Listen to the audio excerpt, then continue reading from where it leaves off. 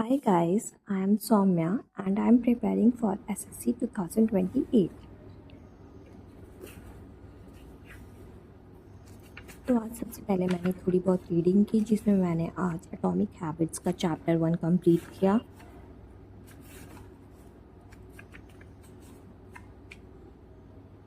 मैं daily reading करती हूँ क्योंकि मुझे ऐसा लगता है कि किसी भी कॉम्पिटिटिव एग्ज़ाम में अगर हमें बैठना है तो हमारी रीडिंग स्पीड अच्छी होनी चाहिए। एंड कल से मैं द हिंदू भी पढ़ने वाली हूँ बिकॉज उससे वोकैबुलरी थोड़ी स्ट्रॉन्ग होती है एंड उसके वर्ड्स वोकैब के जो रह जाएंगे उसको मैं अपने नोटबुक पे लिखने वाली हूँ एंड उसको बार बार रिवाइज करने वाली हूँ because vocab bar bar revision से ही लर्न होती है।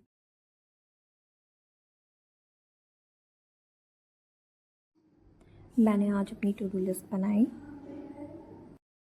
जिसमें मुझे आज नाउन का लेक्चर करना था, इंग्लिश का लेक्चर करना था एंड मैथ्स का एक लेक्चर एंड पॉलिटी पे मेरे 2 लेक्चर तो कंप्लीट हो चुके हैं एंड मुझे थर्ड वाला करना था। बट पॉलिटी करने में एक वीडियो देखो एंड वो इतना लंबा जाता है, लगता है टाइम ख़त्म ही नहीं हो रहा है।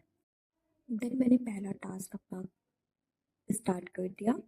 तो मैंने सबसे पहले इंग्लिश का लेक्चर देखा एंड उसके कुछ नोट्स बनाए थे। एंड अगर आप लोग को जानना है कि मैं कौन सी प्लेलिस्ट से कर रही हूँ तो मैं एसएससी वाला की प्लेलिस्ट से कर रही हूँ इंग्लिश।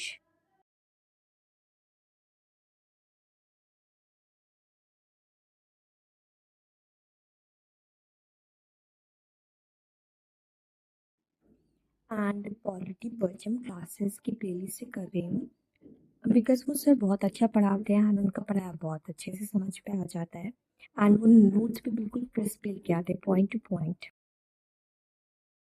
मैंने पॉलिटी का लेक्चर नंबर 3 कंप्लीट किया एंड उसके कुछ नोट्स बनाए।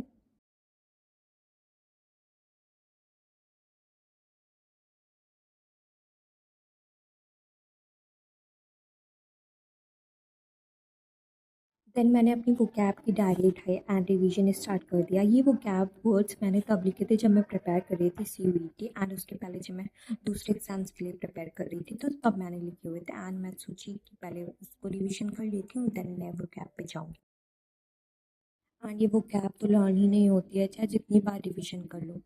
मैंने कम से कम 5-6 बार रिविजन किया लेकिन मैं बार बार भूल जाती हूँ, तो मैं इसको बार बार रिवाइज करने की सोच रही हूँ एंड इसको बार बार रिवाइज करूँगी।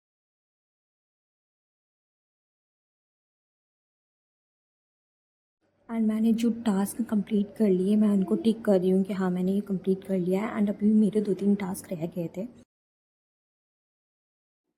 एंड मैं यहाँ पे रीजनिंग के कुछ क्वेश्चन सॉल्व कर रही थी लाइक वो कोडिंग डिकोडिंग के थे।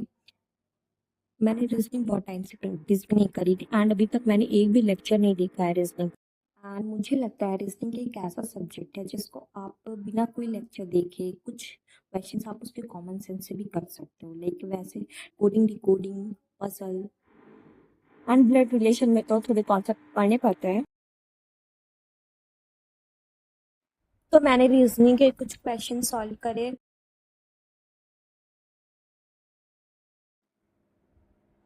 मेरे को एग्ज़ाम 2028 पे देना है बट मैंने अभी से स्टार्ट किया ताकि मैं 2 साल मेरे पास कम से कम 2 साल है एंड मैं उसमें बहुत अच्छे से प्रेप कर सकूँ अपनी एंड इस एग्ज़ाम को क्लियर कर सकूँ।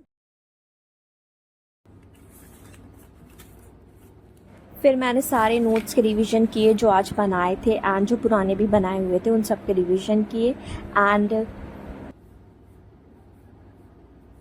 मैं अपने व्लॉग्स अल्टरनेट बेस पे डालूंगी।